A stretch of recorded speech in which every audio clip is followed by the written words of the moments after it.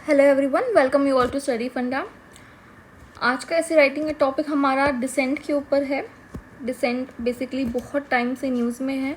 काफ़ी आर्टिकल भी अगर आपने देखे हो, काफ़ी आर्टिकल्स इस पर आए हैं कि इंडिया में डिसेंट की लिमिट क्या है, डिसेंट अलाउ कितना होना चाहिए। डिसेंट इज़ एक्चुअली, जिसको नहीं पता है मैं बता दूँ, dissent means freedom of expression, how you express your self.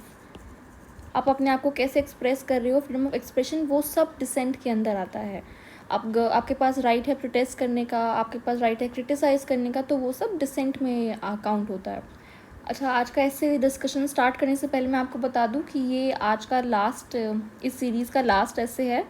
इसके बाद ये आपका पेपर आने वाला है। अगस्त फर्स्ट वीक में आपका एग्ज़ाम है, तो यहाँ पे हम इस सीरीज़ को एंड करेंगे इस ऐसे के बाद।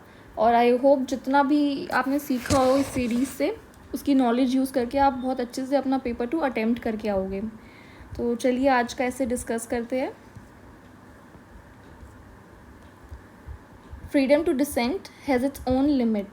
देखो, ये थोड़ा सा पेक्युलर टॉपिक हो सकता है उन लोगों के लिए जिन्होंने बहुत टाइम से न्यूज़पेपर आर्टिकल की रीडिंग बहुत प्रॉपर तरीके से नहीं करी हो, या फिर जो फिलोसफिकल ऐसे थोड़ा अवॉइड करते होंगे मतलब अटेम्प्ट करने में। तो मैं पहले ही बता दूं, जब ऐसे कोई टॉपिक आते हैं, जब ऐसा कोई टॉपिक आता है फ्रीडम टू डिसेंट का, अगर हम इसका स्ट्रक्चर देखें ड्राफ्ट में, जैसे आपको बोलती हूँ बनाने के लिए, तो सबसे पहले हम इंट्रोडक्शन में या तो पास से एग्जांपल दे सकते हैं, जैसे फ्रीडम स्ट्रगल इंडिया का, वो काफ़ी उसमें पेक्युलर एग्जांपल आपको मिल जाएंगे डिसेंट को लेके। या तो आप उससे स्टार्ट कर सकते हैं या फिर आप डायरेक्ट भी स्टार्ट कर सकते हैं, क्योंकि ये बहुत इंपॉर्टेंट टॉपिक है। अगर आप डायरेक्ट भी करोगे तो भी अच्छा लगेगा कि डिसेंट एक्चुअली में किस चीज़ों के थ्रू हम एक्सप्रेस करते हैं, मीन्स क्या है उसे अचीव करने के, आप उसके थ्रू भी स्टार्ट कर सकते हैं। उसके बाद जो आपकी मेन बॉडी होगी, मेन बॉडी में आपको ध्यान देना है कि हम इसमें डिस्कस कर सकते हैं दो चीज़ों पे हमारा ध्यान रहना चाहिए। वाई डिसेंट इज़ इम्पॉर्टेंट, ये बहुत ज़रूरी है क्योंकि हम बोल रहे हैं freedom to dissent has its own limit, तो हम इसमें डिस्कस कर सकते हैं वाई डिसेंट इज़ इम्पॉर्टेंट। और दूसरा हम डिस्कस करेंगे why there are restriction on dissent. आपको पता है फंडामेंटल राइट, जो हमारे कॉन्स्टिट्यूशनल राइट है, फंडामेंटल राइट, वो एब्सोल्यूट नहीं है। ये सबको पता है, पेपर 1 सबने प्रिपेयर कर रखा है। रीजनेबल रिस्ट्रिक्शन फंडामेंटल राइट्स पे भी है, so there is nothing absolute in our constitution. तो यही हमें डिस्कस करना है मेन बॉडी में कि डिसेंट इम्पॉर्टेंट क्यों है, और दूसरा इस बारे में कि डिसेंट के ऊपर एक्चुअली में कौन कौन से रिस्ट्रिक्शंस है और वो रिस्ट्रिक्शन किस लिए इम्पॉर्टेंट है, why these restrictions are important. क्योंकि हमारा जो टॉपिक है वो है कि फ्रीडम जो है डिसेंट की, उसकी भी अपनी एक लिमिट है। ऐसा नहीं है कि आप कोई डिसेंट अलाउ कर सकते हैं तो आप कुछ भी बोल जाओगे, कुछ भी ऐसा कर दोगे, नहीं। हर चीज़ की एक लिमिट है, एक रीज़नेबल रिस्ट्रिक्शन है जो कॉन्स्टिट्यूशन प्रोवाइड करवाता है। तो वही हमें बताना है कि वो रिस्ट्रिक्शन इम्पॉर्टेंट क्यों है। और लास्ट में हम, अगर आप करना चाहो तो डिसेंट पे ही कंक्लूड कर सकते हो, उसके बारे में उसकी मतलब इम्पोर्टेंस बता के कर सकते हो, या फिर कंक्लूड करने के लिए हम जैसे एग्जांपल देते हैं। जैसे आप ऐसे देखोगे तो हमने बुद्ध और महावीर का एग्जांपल लिया है, एक क्लासिक एग्जांपल, उसके थ्रू एक्सप्लेन कर रहा है। या फिर आप सजेशन भी दे सकते हो, अगर आपको कोई सजेशन उस टाइम पे याद हो रहा है तो आप सजेशन भी दे सकते हो कि एक्चुअली में हम क्या कर सकते हैं कि डिसेंट को हम और इम्प्रूव कर सके एक डेमोक्रेटिक सोसाइटी में, और विदाउट एनी रीज़नेबल रिस्ट्रिक्शन। हम ऐसा भी ना हो कि उसकी जो लिमिट है उसको ब्रीच करें, बट लिमिट के अंदर रह के हम कैसे उस फ्रीडम को यूटिलाइज़ कर सकें। तो हम इस तरीके से इस ऐसे को अटेम्प्ट करेंगे। तो चलिए डिस्कस करते हैं आज का ऐसे। इंट्रोडक्शन हमने स्टार्ट करा है। A growing feature of contemporary Indian society is the spectacle of frequent public demonstrations. The preamble of the Constitution of India promises liberty of thoughts, expression, belief, faith and worship. Clause A to C of Article 19(1) ये आपकी paper 1 की knowledge है जो यहाँ पर use हो रही है, तो इसलिए पेपर 1 इम्पॉर्टेंट हो जाता है, ध्यान रखिए उसका भी। हमने डायरेक्टली, अगर आप देखो तो हमने डायरेक्टली स्टार्ट करा है इस ऐसे में। हमने इसमें डायरेक्टली बताया है डिसेंट कौन हमारे कॉन्स्टिट्यूशन में किसके थ्रू हम डिसेंट को अचीव करते हैं एक्चुअली में, गोल डिसेंट का। तो हमने बताया clause A to C of article 19(1) promises freedom of speech and expression, freedom to assemble peacefully and without arms, and the freedom to form association or unions. These three freedoms are vehicle through which dissent can be expressed. हमने ये 3 freedoms बताई है जिसके through हम decent को actually में express करते हैं. तो वो है freedom to speech and expression, freedom to assemble peacefully and without arms, and freedom to form association and unions. ये 3 चीज़ है. अब हम अपनी मेन बॉडी पर आएंगे. मैंने आपको बताया था मेन बॉडी में हम एक्चुअली में डिस्कस करेंगे कि सबसे पहले हम डिस्कस करेंगे डिसेंट इंपॉर्टेंट क्यों है डेमोक्रेसी में. Dissent in democracy is important. देखो हमारे पास 300 वर्ड्स कैसे है, तो घुमा फिरा के इंग्लिश में हमें टाइम वेस्ट नहीं करना है, ना ही फालतू के वर्ड्स वेस्ट करने हैं. हम डायरेक्टली लिखेंगे क्योंकि आपको एक ऐसे को 15 से 20 मिनट देने चाहिए. 20 मिनट तो मैंने आपको अपर मैक्सिमम लिमिट बताई है. आपको 15 मिनट में कोशिश करिए वो ख़त्म हो जाए ऐसे, और भी जल्दी होता है तो that's very well and good. तो हमने यही डायरेक्टली स्टार्ट करा है. Dissent in democracy is important firstly to protect not just economic right but also civil right. There can be no democracy without dissent. Basically civil rights से ये मतलब है कि वो पार्टिसिपेशन सिटीजन्स का बहुत ज़रूरी है. अगर पार्टिसिपेशन सिटीजन को ऐसा लगता है कि उनके राइट्स कहीं ना कहीं अनडेंजर हो रहे हैं तो वो डिसेंट के थ्रू एक्सप्रेस कर सकते हैं. तो ये हमने पहला पॉइंट लिखा है. सेकेंड लिखा है to fight against majoritarianism and authoritarian government. जैसे अगर आप देखो अफ़गानिस्तान में अगर हम एग्ज़ाम्पल ले, यहाँ पे मैंने एग्ज़ाम्पल इसलिए नहीं डाला है क्योंकि हमारे पास वर्ड्स थोड़े कम हैं, कंस्ट्रेन है वर्ड का. ऑलरेडी नहीं डाल के भी वर्ड्स बहुत ज़्यादा स्ट्रेच हो गए हैं. पर यहाँ पे अगर किसी को एग्जांपल डालना है तो अफ़गानिस्तान का डाल सकते हैं. अफ़गानिस्तान में फ़िलहाल के टाइम पे एक ऑटोक्रेटिक गवर्नमेंट है. इंडिया रिकॉग्नाइज़ कर रहा है उसे एज अ ऑटोक्रेटिक गवर्नमेंट. अगर तो बेसिकली जो वहाँ पे लोगों की डिसेंट की पावर है वो कहीं ना कहीं बहुत लिमिटेड हो गई है. अगर आप उस स्केल पे देखें तो वो तो बहुत ही ज़्यादा लिमिट में बिलो 2 आ जाएगी. 0 to 10 के स्केल पे अगर आप देखें तो यहाँ पे वही बात हो रही है कि जो अथॉरिटेरियन गवर्नमेंट है आपको उसके खिलाफ अगर आवाज़ उठानी है तो आप कैसे उठाओगे. जो श्रीलंका में प्रोटेस्ट हो रहा है वो बेसिकली एक आउटस्पोकन क्रिटिक की वजह से नहीं हो रहा है, उसके पीछे बहुत सारे रीजंस हैं. तो हम चाहे तो वो भी डाल सकते हैं कि लोगों में गुस्सा इतना ज़्यादा है कि अब गवर्नमेंट के पास कोई रीज़न ही नहीं है कि वो कैसे उस डिसेंट को कंट्रोल करे, क्योंकि उस टाइम पे ध्यान नहीं दिया गया. लोगों का सिविक पार्टिसिपेशन बहुत मिनिमम रखा गया या फिर बहुत इग्नोर करा गया जो पार्टिसिपेशन की अगर हम बात करें. तो इस वजह से हम विटनेस कर रहे हैं प्रॉब्लम. बहुत सारे एग्जांपल है. अफ्रीकन मिडिल ईस्टर्न कंट्रीज़ का आप डाल सकते हो, अफ्रीकन कंट्रीज़ का आप डाल सकते हो. तो जैसे सूडान का आप एग्जांपल डाल सकते हो, साउथ सूडान का. तो ये सारे एग्जांपल हम पुट अप कर सकते हो जहाँ पे भी जैसे मिलिट्री वाली गवर्नमेंट है. अगर अथॉरिटेरियन गवर्नमेंट की बात करें तो सबसे अच्छा एग्जांपल रिसेंट का हम म्यांमार का भी डाल सकते हैं. मिलिट्री रिजाइम है वहाँ पे, सारे leader they all are in jail, तो हम वहाँ का भी डाल सकते हैं. अब लास्ट में क्यों इम्पॉर्टेंट है. And lastly the characteristic of silent assent. अगर आप चुपचाप रह के सब सुनते रहोगे then let me tell you it is a sign of bonded mind, कि मतलब आपका माइंड स्लेव है. तो ये एक अच्छा ट्रेंड नहीं है. आप पुराने रूल्स को 21st सेंचुरी में फॉलो कर रहे हो तो वो कहीं ना कहीं आपकी वीकनेस दिखाता है. ये दिखाता है कि आप अभी भी बैकवर्ड हो. अगर हम पेट्राइकल माइंडसेट को बार बार वुमेन्स के ऐसे में डिस्कस करते हैं कि पेट्राइकल माइंडसेट से फाइट करना है तो उसके बहुत ज़रूरी है कि वुमेन एम्पावरमेंट की जाए.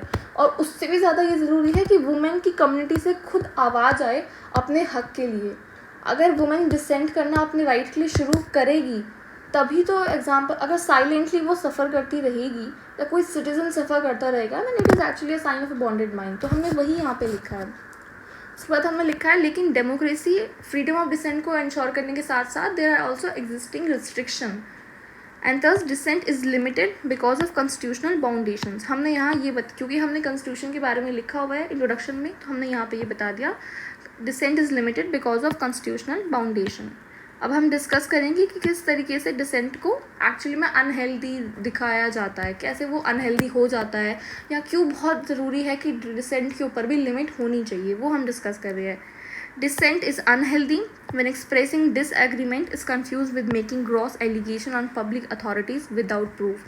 सबसे पहला पॉइंट, आप डिसेंट कर रहे हो, आप किसी गवर्नमेंट अथॉरिटी को क्रिटिसाइज़ कर रहे हो, किसी गवर्नमेंट एस्टैब्लिश इंस्टीट्यूशन को क्रिटिसाइज़ कर रहे हो, लेकिन आपके पास कोई भी प्रूफ नहीं है. लेकिन आपके उस क्रिटिसिज्म से उस एलिगेशन से पूरा लॉ एंड ऑर्डर की प्रॉब्लम क्रिएट हो गई है. तो that kind of dissent is actually unhealthy. The allegations strong enough to disrupt normal functioning of the government by creating law and order problem. Another reason of existing limit on dissent is because many times dissenting voices is taken over by anti-nationalistic forces with hidden agenda. इसके ऊपर मुझे लगा example देना ज़रूरी है तो यहाँ पे हमने एग्जाम्पल पुट अप करा है. बहुत बार ऐसा होता है जब आप प्रोटेस्ट देखते हो, जैसे कहीं पर भी प्रोटेस्ट हो रहा है तो आप सुनोगे कि they are funded by foreign powers या फिर फॉरेन एनजीओज़ वगैरह। तो बेसिकली उसके पीछे यही रीज़न होता है कि जो हमारी एनिमी फोर्सेस होती है या फॉरेन पावर्स होती है, एक हर्डल क्रिएट करने के लिए एक डेमोक्रेटिक कंट्री के डेवलपमेंट को वो प्रोटेस्ट फंड करती है। तो कहीं ना कहीं एंटी नेशनलिस्टिक फोर्सेस उसे टेक ओवर कर लेती है। जैसे अगर हम देखें लेफ्ट विंग एक्सट्रीमिज़म को हम बोलते हैं कि they are being supported by many other foreign powers, क्योंकि फंडिंग की वजह से ही हो रही है। क्योंकि किसी मूवमेंट को आपको सस्टेन करना है तो आपको सबसे पहले इंपॉर्टेंट फाइनेंशियल फंडिंग चाहिए होगी। तो वही हम कर रहे हैं कि डिसेंट अगर कोई नॉर्मल क्रिटिसिज्म चल रही है देन इट्स ओके, लेकिन उस डिसेंट को अगर किसी एंटी नेशनलिस्टिक फोर्स ने टेक ओवर कर लिया है तो एक बहुत ही अनहेल्दी साइन है। तो यहाँ पे ये चीज़ इंपॉर्टेंट हो जाती है।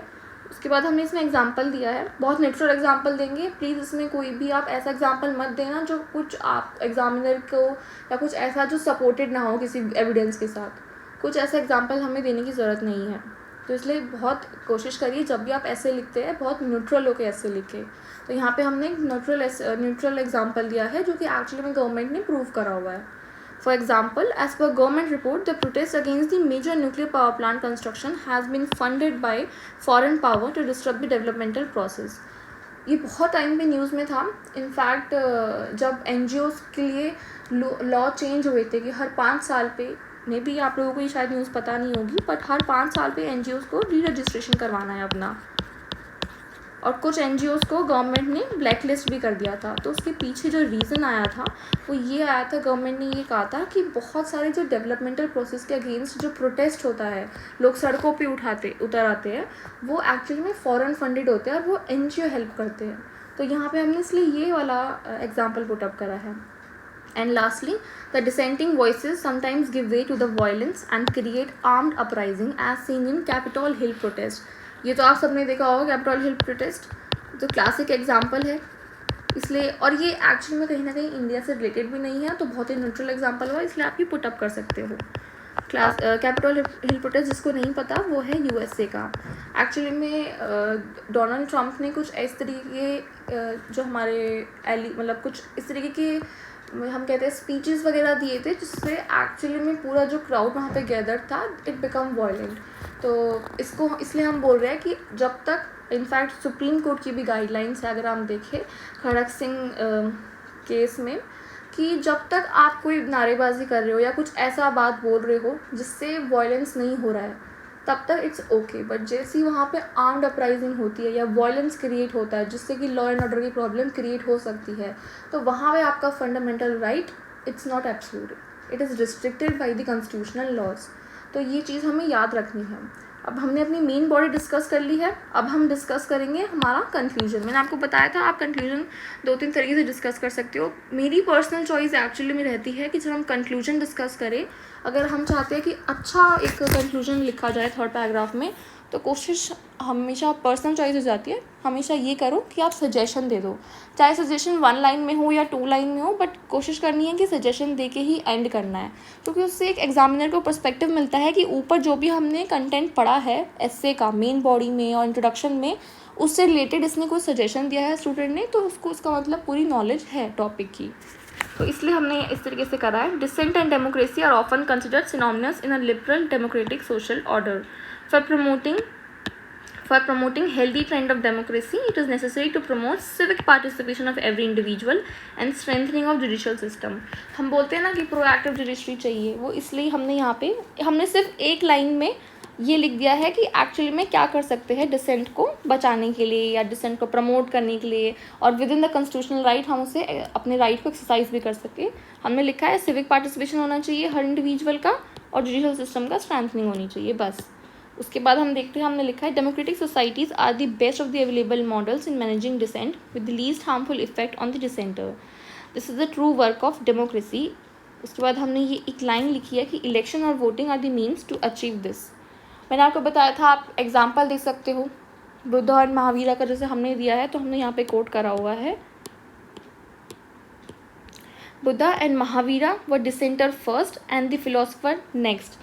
अगर किसी ने बेसिक एशियन इंडिया का टेक्स्ट पढ़ा होगा, जिसने बहुत ही सीरियसली प्रिपरेशन करी है, तो उन्हें पता होगा कि हम यहाँ पे डिसेंटर क्यों कह रहे हैं इन्हें, डिसेंटर फर्स्ट और फिलोसफर नेक्स्ट हम क्यों कह रहे हैं, क्योंकि जो एग्जिस्टिंग सिस्टम था ना, एग्जिस्टिंग सिस्टम ब्राह्मणिकल मोनोपोली अगर आपको पता हो तो उसके खिलाफ जो वॉइस पुट अप हुई थी फर्स्ट टाइम, जिसे हम डिसेंट के नाम दे रहे हैं, वो यहीं से इसी सिस्टम से हुई थी। तो इसलिए हम इन्हें डिसेंटर फर्स्ट और फिलोसफर नेक्स्ट कह रहे हैं। Dissent is not just about criticism, it is also about showing new perspective. तो हमने ये लिख के पूरा ऐसे अपना कंक्लूड करा है। हालांकि इतना शॉर्ट लिखने के बाद भी, एग्जांपल्स अवॉइड करने के बाद भी हमारा लगभग 311 वर्ड्स का हो गया है। इसलिए मैं आपको कह रही हूँ कि ज़्यादा स्ट्रेच नहीं करना है ऐसे, क्योंकि ज़्यादा स्ट्रेच करने से दिक्कत क्या आएगी, आपका ऐसे राइटिंग में टाइम वेस्ट होगा। तो इसलिए आप कोशिश करिए आप लिमिट में ही ऐसे लिखें। 325 तक 30 तक स्ट्रेच हो भी जाता है तो चलो कोई बात नहीं, बड़ी बात नहीं है। बट हाँ, आपको ये ध्यान रखना है कि 15 से 20 मिनट में आप अपना ऐसे कंप्लीट कर लेते हैं। तो that's all for the series. ये लास्ट ऐसे था। आई होप इस सीरीज़ ने आपको हेल्प करी होगी और पेपर 2 में आप अच्छे से स्कोर करके आओगे। That's all for today also. चलिए, all the best. Thank you everyone.